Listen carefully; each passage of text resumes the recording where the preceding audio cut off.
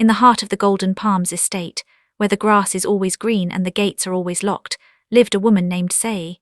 Sei was a Gen Z mother, young, vibrant, and constantly followed by the glow of her smartphone. She was an influencer, a woman who believed that the world should only be filled with good vibes. To her, the old ways of the village were like a dusty book that should never be opened again. While other parents talked about discipline and respect, Sei talked about freedom and friendship. She had one son, a 17-year-old boy named Kalu, who was the sun around which her entire universe revolved. But even the sun can burn you if you stand too close. Kalu was not like the other children in the estate. While they walked to the school bus with their heads down, Kalu drove his expensive car like a madman on a mission. One Tuesday morning, the neighborhood elders were gathered for a meeting near the central fountain. As Kalu sped past, his tires hit a deep puddle, sending a wave of muddy water splashing over the white lace wrapper of Mama Shade, the oldest woman in the estate.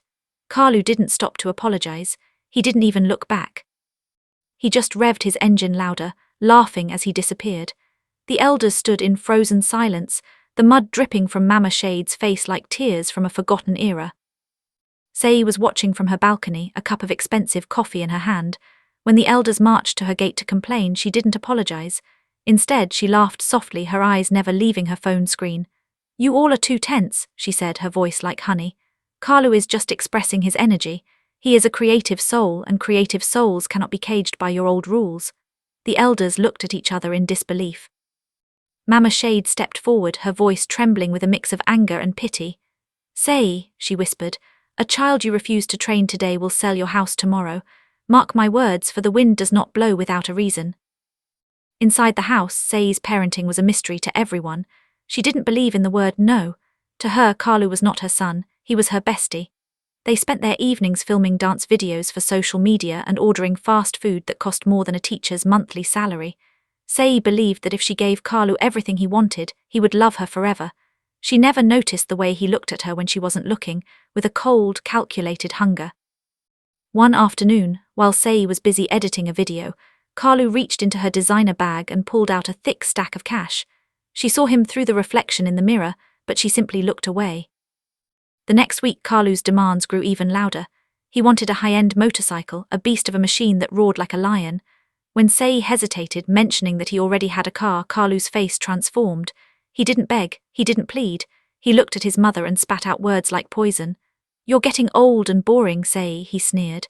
"If you can't get me what I want, then what use are you?" Instead of a slap or a stern lecture, Sei felt a pang of guilt. She didn't want to lose her bestie. 2 days later, a shiny black motorcycle was parked in their driveway. Kalu didn't even say thank you before he sped away. The neighbors watched in horror as Kalu became a menace on 2 wheels. He would drive through the narrow estate paths, nearly hitting toddlers and pets. One evening, he almost knocked down a young mother carrying her baby. The estate head, a retired disciplinarian named Baba Segun, decided enough was enough. He stood in the middle of the road, forcing Kalu to stop. "Young man," Baba Segun said, his voice like iron, "you have no respect for life or law. Where is your mother?" Kalu didn't flinch. He looked at the old man and spat directly on his polished shoes. The silence that followed was heavier than a mountain. It was the sound of a storm arriving. Sei arrived at the scene just as Baba Segun was raising his voice. Instead of pulling Kalu away, she stepped between them like a shield. "How dare you harass a minor?" she shouted, her camera already recording the encounter. "My son has a right to his space. You're just jealous of his youth and his freedom." Baba Segun looked at her with eyes that had seen many tragedies. "Sei," he said quietly, "a house with no walls invites the wind to blow everything away. You think you are protecting him, but you are only building his coffin." Sei ignored him, walking Kalu back to the house while promising him a new leather jacket. As the months passed, Kalu's behavior shifted from stubborn to something much darker. He started hanging out with men who didn't live in the estate, men with scarred faces and eyes that didn't blink. They drove a black SUV with tinted windows and would wait for Kalu at the estate gate. They called him Young Boss, and Kalu loved the way the name felt in his mouth. He started staying out for days at a time, ignoring Sei's calls and messages. When he did come home, he smelled of expensive cigars and something metallic. Sei left him loving voice notes, begging him to come home for movie night, but Kalu only played them for his friends to mock. One morning the phone rang. It was the principal of Kalu's elite private school. "Sei, you need to come down here immediately," the man said, his voice tight with stress. When Sei arrived, she found the principal's office filled with police officers. Carlu had been caught running an illegal gambling ring in the school library, using a sophisticated app he had developed. Instead of being ashamed, Sei stood tall. "My son is an entrepreneur," she argued. "The school system is just too small for his mind. You are stifling his spirit because you don't understand him." She paid a massive donation to the school and a bribe to the officers, and Carlu walked out free. Carlu realized then that he was truly untouchable. His mother was not a parent, she was his bank and his lawyer. His arrogance grew into a cold, hard shell. He stopped speaking to Sei altogether unless he needed money. One weekend, Sei announced she was going on an influencer retreat to a beach resort. She left Carlu her credit cards and the keys to the mansion, telling him to have fun but be safe. As soon as her car left the gate, Carlu picked up his phone and made a call. "The house is open," he whispered. "Bring the crew, my mother is gone and the guards are already paid to sleep." The mansion was transformed into a den of darkness that weekend. Carlu's friends brought crates of alcohol and bags of substances that made the air smell sweet and thick. They played music so loud the walls vibrated, but no neighbor dared to call the police, fearing Sei's social media attacks. When Sei returned on Monday morning, she found her home trashed. Her expensive Italian rugs were stained, and her designer jewelry box was empty. Carlu was passed out on the sofa. When he woke up, he didn't apologize. "I gave the jewelry to my friends," he said casually. "They needed it more than you did," Sei cried, but then she went to the kitchen. Instead of punishing Carlu, Sei cooked his favorite meal, jollof rice and grilled chicken. She thought that if she showed him more love, he would realize his mistakes. "I just want us to be okay, Carlu," she sobbed as she set the plate before him. Carlu didn't even look at her. He ate the food in silence, his mind already miles away. He was thinking about the young boss title and the debt he now owed to the men in the black SUV. They had protected him, but their protection was not free. They wanted a big score, and they knew Carlu had the keys to a kingdom they wanted to rob. Suddenly the front door burst open. Mama Nike, Sei's mother, had arrived from the village without warning. She was a woman of the old world, with eyes like a hawk and a heart like a drum.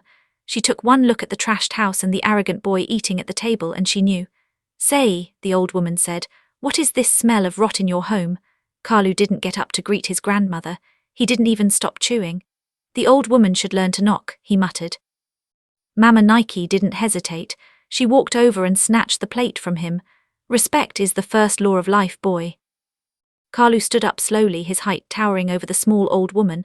For the first time in his life, someone had said no to him. He raised his hand, his fingers balled into a fist, ready to strike his own grandmother. Sei screamed and rushed between them, but she didn't grab Carlu's arm. She turned to her mother. "Mom, stop it, you're triggering him, you have to respect his personal space."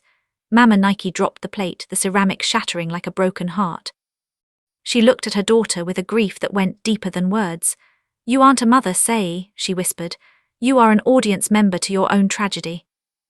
Mama Nike packed her small bag and walked toward the door.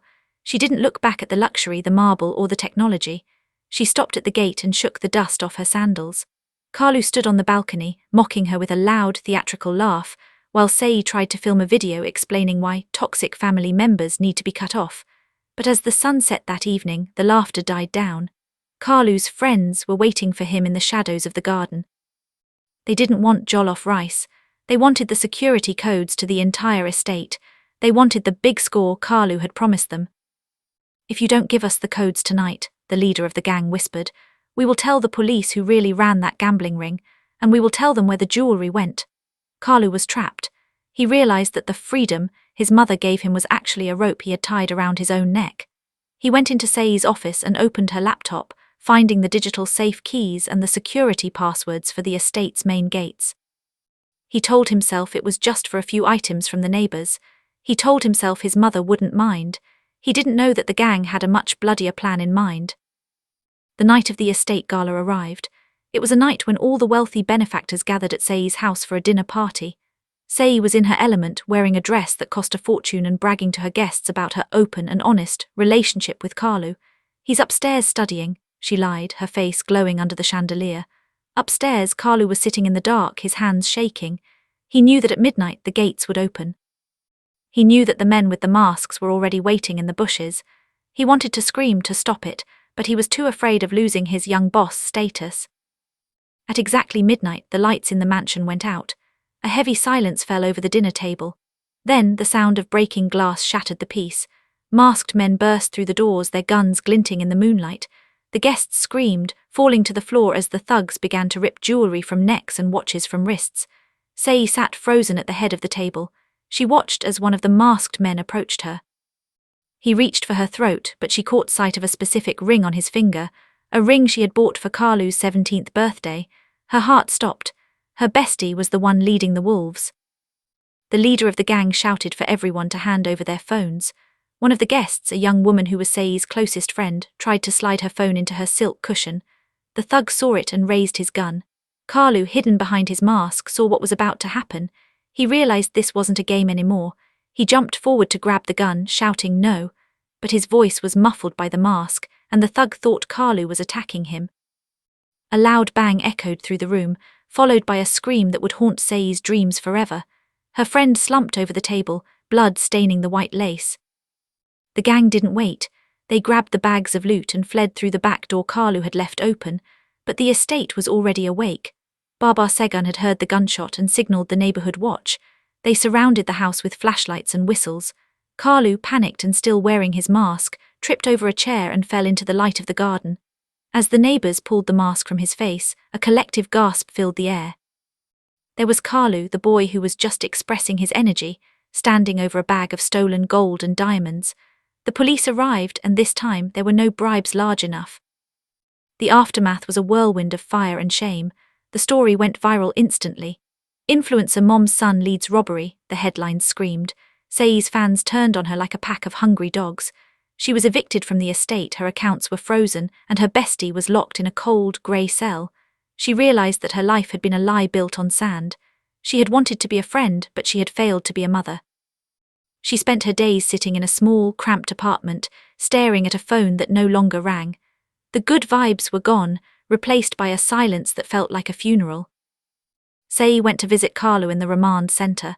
She expected him to be crying, to be sorry, to ask for her forgiveness. But when he walked into the visiting room, he looked at her with a hatred that made her flinch. He had been beaten by the older inmates, his face bruised and his spirit broken. "Why didn't you stop me?" he screamed, hitting the glass partition. "Every time I did something wrong, you laughed, you gave me money, you made me think the world was a joke. It's your fault I'm in here." Sei could only stare at him, the truth hitting her like a physical blow. Kalu's words were the final nail in the coffin of her ego. She realized that by refusing to discipline him, she had robbed him of his conscience. She had taught him that actions have no consequences, and now he was paying the ultimate price. Sei left the prison and walked to the house of Baba Segun. She knelt in the dirt outside his gate, waiting for hours until the old man came out. "I was wrong," she whispered, her head bowed. "I thought love was giving him everything. I didn't realize that love is also saying no." Baba Segun looked at her and sighed. "Wisdom is a bitter fruit, Sei, but it is the only one that heals." The day of the trial arrived. Kalu was sentenced to several years in a youth correctional facility. But the final shock came when the prosecutor called a final witness, Sei herself. She stood in the witness box and confessed to every bribe, every cover-up, and every time she had obstructed justice to protect her son. She turned herself in as an accessory to his crimes, choosing to go to jail so she could be near him. As she was led away in handcuffs, she looked at the cameras of the journalists. "I wanted to be his friend," she said to the world, "but I forgot he needed a mother. Don't make my mistake." The story of the Gen Z mom and her stubborn son became a legend in the city. People still talk about the night the lights went out in the Golden Palms estate. Sei and Kalu are now in separate sections of the same prison system, learning the lessons that should have been taught in the nursery. The mansion stands empty, a reminder that luxury without limits is just a gilded cage. Every parent who hears this story stops to look at their child. They remember that the rod of correction is not a tool of hate, but a boundary of love. So I ask you, is a mother who never says no truly loving her child?